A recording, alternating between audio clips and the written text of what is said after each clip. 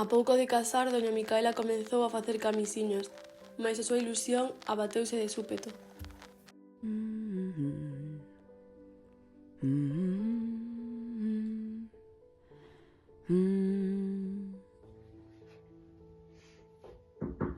Boa tarde, doña Micaela, como se atopa? Boa tarde, estou ben. Ocorre algo?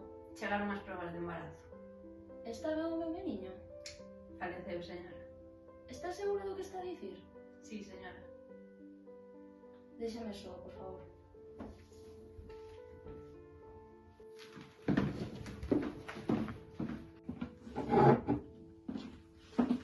Con bágoas nos ollos meteu nun frasco de augardente o froito merado dos seus amores.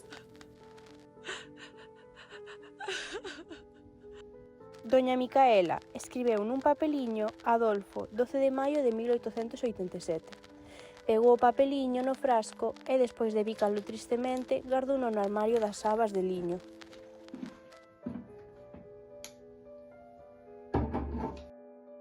Non vos riades, porque o conto é triste. Aínda non decorreran 4 meses e doña Micaela comezou a traballar novamente nas camisiñas. A boa fidalga regalábase cavilando no herdeiro que xa estaba en camiño do mundo, e por segunda vez doña Micaela ollou murchas as súas ilusións de nai, e con fonda tristura meteu en augardente o novo froito dos seus amores.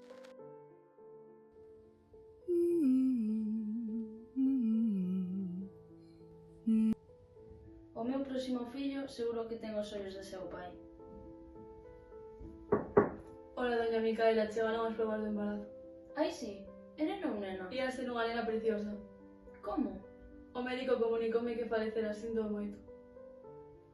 Déxame só.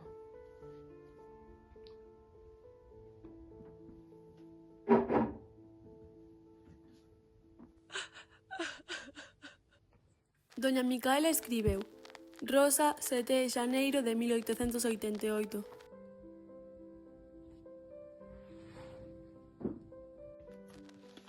Pegou o papeliño no frasco e, moi amargurada, cardouno no armario das sabáns de liño.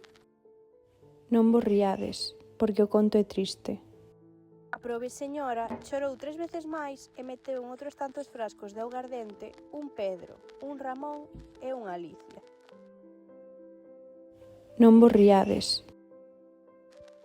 A boa fidalga decatouse de que non aloumiñaría endexamais un fillo verdadeiro e cos seus grandes azos maternais adicou a vida enteira ao coidado garimoso dos frascos de augardente.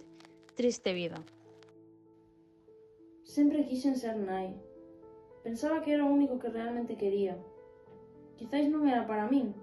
Quizáis nunca o foi. Xa non sinto que haxa esperanza. O único que pode reconfortarme son estes frascos nos que garda a miña pena. Non vos riades, porque o caso é triste. Cando unha fana de ilusión cumplía anos, doña Micaela remudáballo a augardente.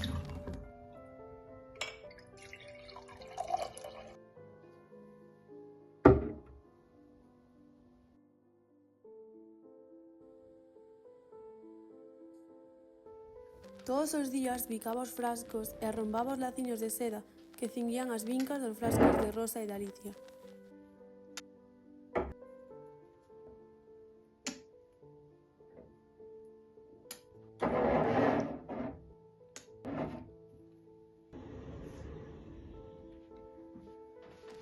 A boa fidalga chegou a vella e tiña criadas de tanto ben que andaban coas chaves dos armarios e gobernaban a casa. Un día chegou diante de doña Micaela unha das criadas. Viña tan cortada que non podía falar, mais a probe muller tirou consigo no chan e pouco a pouco foi confesando entre saloucos. Que ocorre? Perdón, miña ama. Ai, que desgraza, señora. O señorito Adolfo caeme ao chan e rompeuse. E no intre,